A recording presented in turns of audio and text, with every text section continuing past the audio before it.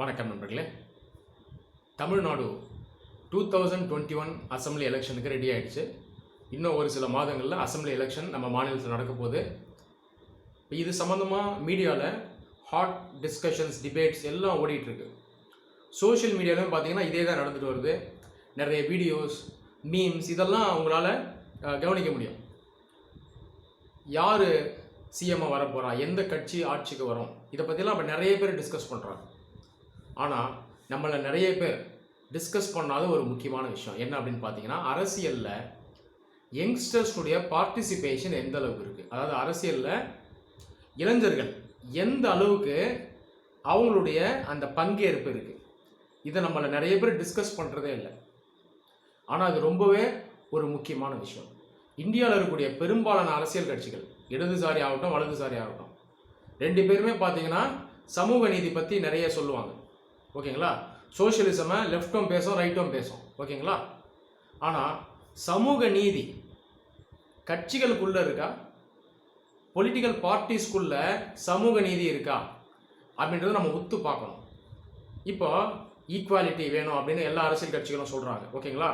முடிஞ்ச வரைக்கும் மக்கள் சமமாக இருக்கணும், வாழணும், சோஷியோ எக்கனாமிக் லேடரில் கீழே இருக்கவங்க மேலே கொண்டு போகணும். ஓகேங்களா? அரசியல் சார்ந்து பின்தங்கியவர்களையும் மேலே கொண்டு போனோம். இதெல்லாம் அரசியல் கட்சிகள் பேசுகிறாங்க. ஆனால் அரசியல் கட்சிகளுக்குள்ள இந்த சமத்துவங்கிறது எப்படி இருக்கு, அதை நம்ம பார்க்கணும். உத்து நம்ம கவனிச்சோம்னா அரசியல் கட்சிகளுக்குள்ளேயே ஹெவியாக டிஸ்கிரிமினேஷன் இருக்குது. மெயினாக விமன், பெண்கள் அதிகமாக மார்ஜினலைஸ் ஆகிருக்காங்க. எல்லாத்தையும் தாண்டி யங்ஸ்டர்ஸ் இவங்களும் ஹெவியாக மார்ஜினலைஸ் ஆகிருக்காங்க. இப்போ உதாரணத்துக்கு இந்தியன் பார்லிமெண்ட் எடுத்துப்போம். இந்தியன் பார்லிமெண்ட் லோக்சபா எடுத்துட்டிங்கன்னா லோக்சபா எம்பிஸ்னுடைய ஆவரேஜ் ஏஜ் 50க்கும் மேலே. ராஜ்யசபாவில் இன்னும் அதிகம். ஒரு average age of Rajya Sabha MP பார்த்தீங்கன்னா ஒரு 63-64 வயசு கிட்ட. அப்போ நீங்கள் என்ன புரிஞ்சுக்கணுன்னா, இந்தியன் பார்லிமெண்ட் லோக்சபாலையும் சரி ராஜ்யசபாலையும் சரி நிறைய பேர் 60களில் 70களில் 80களில் இந்த வயசில் இருக்காங்க. இன்னொரு பக்கம் 45 வயசுக்கு கீழே இருக்க எம்பிஸ் நம்ம பார்லிமெண்ட்டில் பார்த்தோம்னா வெறும் 21% தான், அப்ராக்சிமேட்டாக சொல்கிறேன். அப்போ நீங்கள் என்ன புரிஞ்சுக்கணும், ஓவரால் பாலிடிக்ஸ் எடுத்துக்கிட்டோம்னா யூத்தினுடைய ரெப்ரசன்டேஷன் இந்தியாவில் ரொம்ப கம்மியாக இருக்குது. இதுதான் நீங்கள் புரிஞ்சுக்கணும். ஓகேங்களா? இதுக்கு ஒரு சில ஃபேக்டர்ஸ்லாம் இருக்குது. ஏன் இந்தியாவில் யூத்தினுடைய ரெப்ரசன்டேஷன் இவ்வளோ லோவாக இருக்குது அப்படின்றது. இதே நம்ம ஒரு சில டெவலப்டு கண்ட்ரிஸ் நம்ம எடுத்துப்போமே. உதாரணத்துக்கு ஆஸ்திரேலியா, ஜெர்மனி, பிரிட்டன்லாம் எடுத்துக்கிட்டோம்னா இங்கே மினிமம் கேண்டிடேசி ஏஜே கம்மி. அதாவது மினிமம் கேண்டிடேசி ஏஜுங்கிறது ஒரு எலெக்ஷனில் நிற்கிறோன்னா அவருக்கு கொடுக்குற மினிமம் ஏஜ். இப்போ ஆஸ்திரேலியா, பிரிட்டன் இங்கெல்லாம் எக்ஸாம்பிள் எடுத்துட்டோம்னா முக்கியமான எலெக்ஷன்ஸ்லாம் மினிமம் ஏஜ் 18 இருந்தாலே போதும். ஓகேங்களா? இப்போ 18 இயர்ஸ் கம்ப்ளீட் ஆகிடுச்சுன்னா நீங்கள் மேஜர் எலெக்ஷன்ஸ்லாம் நிற்கலாம். ஸோ சென்ட்ரல் லெவல் எலெக்ஷன்லேயே நீங்கள் நிற்கலாம். ஓகேங்களா? ஆனால் இந்தியா பொறுத்த வரைக்கும் major election, Lok Sabha election, state level assembly election, இதில் மினிமம் ஏஜ் பார்த்தீங்கன்னா 25 வயசு. ஆனால் மேலை நாடுகளில் 18 தான். அப்போ 25 எங்கே, இது எங்கே பாருங்கள். புரியுதுங்களா? இதே ராஜ்யசபா எம்பி இதுக்கான மினிமம் ஏஜ் பார்த்தீங்கன்னா இன்னும் அதிகம், 30 வயசு.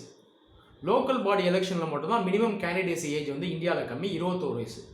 அப்போ நீங்கள் புரிஞ்சுக்கணும், ஓவரால் ரெப்ரசன்டேஷன் ரொம்ப கம்மியாக இருக்குது. அது இல்லாமல் மினிமம் கேண்டிடேசி ஏஜும் கம்மியாக இருக்குது. ஓகேங்களா? இதெல்லாம் நம்ம ஒத்து கவனிக்கக்கூடிய விஷயங்கள். இன்னொரு பக்கம் இவ்வளோ லோவாக இருக்குது ரெப்ரசன்டேஷன் அப்படின்னா யூத்தே இந்தியாவில் இல்லையா அப்படின்னு பார்த்தோம்னா ரியாலிட்டி பார்த்தீங்கன்னா அப்படியே அப்சைட் டவுனாக இருக்குது. உலகத்திலேயே ரொம்ப youngest country, large country India தான். ஜனத்தொகை எடுத்துக்கும் போது அதிகபட்சமாக இளைஞர்கள் வாழக்கூடிய நாடு இந்தியா. அப்ராக்சிமேட்டாக 66%, அப்ராக்சிமேட்டாக சொல்கிறேன், 35 வயசுக்குள்ளே இருக்கவங்க இந்தியாவில் இருக்காங்க. அப்போ நீங்கள் யோசிச்சு பாருங்கள், இந்தியா தான் யங்கஸ்ட் நேஷன். அதிகமான இளைஞர்கள் வாழக்கூடிய நாடு இந்தியா தான். ஆனால் அரசியலில் அவங்களுடைய பங்கேற்பு பாருங்கள் அந்த அளவுக்கு இல்லவே இல்லை.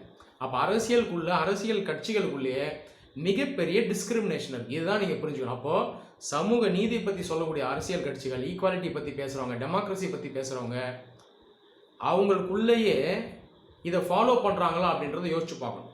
ஓகேங்களா? இப்போ இந்த நிலையை நம்ம எவ்வளோ பேர் யோசித்தோம், இதெல்லாம் நம்ம சிந்திக்கணும். புரியுதுங்களா? இப்போ இன்னைக்கு தேதியில் இளைஞர்கள் பார்த்தீங்கன்னா அரசியலில் இன்ட்ரெஸ்ட் காட்டுறாங்க, ரொம்பவே நல்ல விஷயம். ஓகேங்களா? நிறைய பேர் பார்ட்டிஸ்லையும் ஜாயின் பண்ணி ஒர்க் பண்ணுறாங்க, இதுவுமே ரொம்ப நல்ல விஷயம். ஆனால் பெரும்பாலான இளைஞர்கள் இன்னும் அரசியல் ஆக்டிவாக பார்ட்டிசிபேட் பண்ணாமல் இருக்காங்க. நிறைய பேர் பார்த்தீங்கன்னா மீம்ஸ் போடுவாங்க, ஓகேங்களா? இந்த மாதிரி வேலைகள் செய்வாங்களே தவிர ப்ரோஆக்டிவாக பார்ட்டிசிபேட் பண்ணுறாங்கன்னா பார்த்தீங்கன்னா அவங்க பார்ட்டிசிபேட் பண்ணுறதே இல்லை. அதே மாதிரி பொலிட்டிக்கல் பார்ட்டிஸ் இதில் நிறைய பேர் இவங்களை இன்வால்வ் பண்ணுறது இல்லை. எல்லா கட்சிகளும் சொல்லலாம், ஆனால் பெரும்பாலான கட்சிகள் இதுதான் பண்ணுறாங்க. நிறைய பார்ட்டிஸ்குள்ளேயே பார்த்தீங்கன்னா அந்த லீடர்ஷிப் வந்து ஹெரிடிட்டரியாக இருக்கும். ஒரு லீடர் இருப்பார், அவருடைய மகன் இல்லை மகள் அந்த மாதிரி இருக்கும். இது வந்து மறுபடியும் எல்லாத்தையும் சொல்லலை, ஆனால் நிறைய இடங்கள் இது இப்படி தான் இருக்கும். ஸோ அந்த ஹெவி நெப்போட்டிசம் பார்த்தீங்கன்னா உள்ள அரசியல் கட்சிகளில் இருக்கும். புரியுதுங்களா? இதை வந்து யங்ஸ்டர்ஸ் வராமல் இருக்கிறது ஒரு முக்கியமான ரீசன். ஸோ இந்த அளவுக்கு வந்து ப்ராப்ளம்ஸ் வந்து இந்த அரசியலுக்குள்ளே இருக்குது. இப்போ இந்த பார்ட்டிஸ் இவங்களுடைய மனநிலை ஏன் இப்படி இருக்குது, ஏன் யங்ஸ்டர்ஸை உள்ளே எடுத்துகிட்டு வர மாட்டாங்க அப்படின்னு பார்த்தீங்கன்னா இதுக்கும் ஒரு சில ரீசன்ஸ் இருக்குது. அந்த லீடர்ஷிப் பார்த்தீங்கன்னா ஹைரார்கிக்கலாக இருக்கும். ஒருத்தர் எங்கேஜில் வராரு அப்படின்னா அந்த ஹைரார்கியில் மேலே ரைஸ் ஆகி வரதுக்கு ரொம்ப காலம் ஆகிடும். அதுக்குள்ளே நான் சொன்னது போல் இந்த ஹெரிடிட்டரி போஸ்டிங்ஸு, இந்த நெப்போட்டிசம் இதெல்லாம் உள்ளே ரொம்ப அதிகமாக இருக்கும். ஓகேங்களா? அப்போ கிட்டத்தட்ட ஒரு ஃபியூடல் சிஸ்டம், செமி ஃபியூடல் சிஸ்டமில் தான் முக்கால்வாசி பார்ட்டிஸ் வந்து இந்தியாவில் ஃபங்க்ஷன் ஆகுது. இதுதான் உண்மை.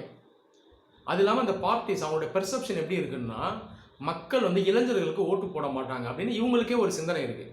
யங்ஸ்டர்ஸ் நிற்க வச்சா ஓட்டு வராது, ஸோ ஏஜ் லீடர்ஸை நம்ம நிற்க வைக்கணும். ஓகேங்களா? அவங்களுடைய பர்சனாலிட்டிக்கு ஓட்டு வரும். ரைட்டுங்களா? இந்த மாதிரி மனநிலை வந்து இவங்களுக்கும் இருக்குது. அது இல்லாமல் ஜென்ரலாக அந்த பார்ட்டி லீடர்ஷிப் இதில் நிறைய பேர் என்ன ஃபீல் பண்ணுவாங்க அப்படின்னு பார்த்தீங்கன்னா இளைஞர்களுக்கு வந்து இன்னும் டைம் தேவை, அவங்க லைஃப்பை பற்றி லேர்ன் பண்ணணும், லைஃப்பில் செட்டில் ஆகணும், அதுக்கப்புறம் தான் அவங்களால அரசியலில் இறங்க முடியும் அப்படின்ற சிந்தனையும் இருக்குது. இந்த மாதிரி நிறைய ஃபேக்டர்ஸ் இருக்கிறதுனால பொலிட்டிக்கல் பார்ட்டிஸ் நிறைய இடங்களில் யங்ஸ்டர்ஸை வந்து என்கரேஜ் பண்ணுறதில்ல. அப்போ இந்த ஸ்ட்ரக்சரல் ரீசன்ஸ்னால பாலிட்டிக்ஸில் யங்ஸ்டர்ஸுடைய பார்ட்டிசிபேஷன் வந்து ரொம்ப கம்மியாக இருக்குது. அது இல்லாமல் சட்டப்படி கூட பார்த்தீங்கன்னா இந்த மினிமம் கேண்டிடேசியோட ஏஜ் நான் சொன்னது போல் இந்தியாவில் அதிகமாக இருக்குது. அதனால் ஆக்டிவ் பாலிட்டிக்ஸில் என்ட்ரு பண்ண முடியல. இப்போ உதாரணத்துக்கு ஒரு யங்ஸ்டர் ஒரு 19 இயர்ஸ்னு வைங்க. இப்போ உதாரணத்துக்கு லோக்சபா மினிமம் ஏஜ் இந்தியாவில் 19ன்னு வச்சிங்கன்னா 19 இயர்ஸ்லேயே அவர் வந்து எலெக்ஷனில் நிற்கலாம் இந்தியாவில். இப்போ அவர் வந்து ஒரு காலேஜ் ஸ்டூடெண்ட் அப்படின்னா ஸ்டூடெண்ட்ஸோட ஓட்டெல்லாம் நிறையா அவருக்கு வரும்.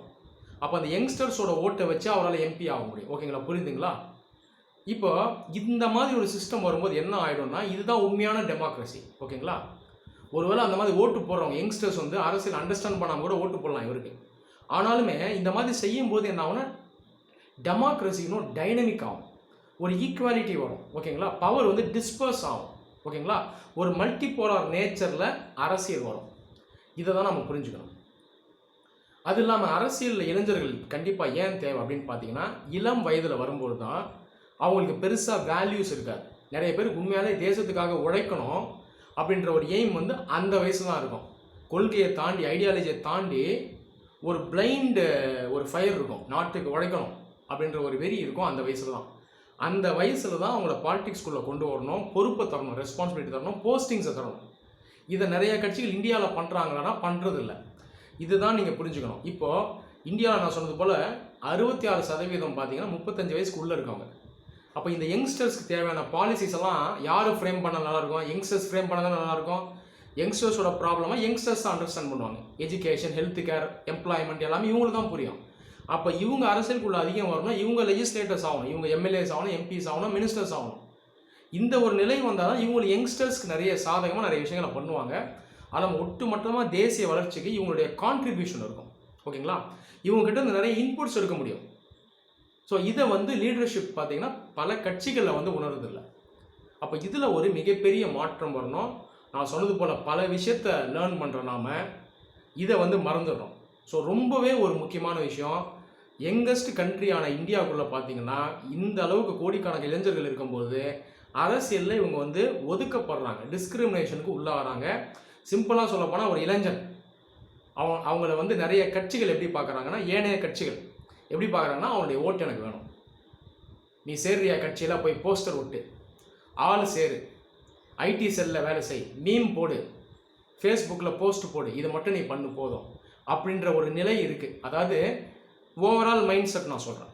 நிறைய கட்சிகளுக்கு இந்த மாதிரி தான் இருக்கே தவிர ஒரு இளைஞனை சேர்த்து அவங்ககிட்ட இருந்த நாலேஜை அப்டேன் பண்ணுறது, அவங்ககிட்ட பாலிசி இன்புட்டை வாங்குறது, அவனை அந்த கட்சியினோட அட்மினிஸ்ட்ரேஷனில் வைக்கிறது, அவனை ஒரு ஃப்யூச்சர் லெஜிஸ்லேட்டர் ஆக்குறது, இந்த மாதிரி முயற்சிகளில் கட்சிகள் வந்து ஈடுபடுறதில்லை.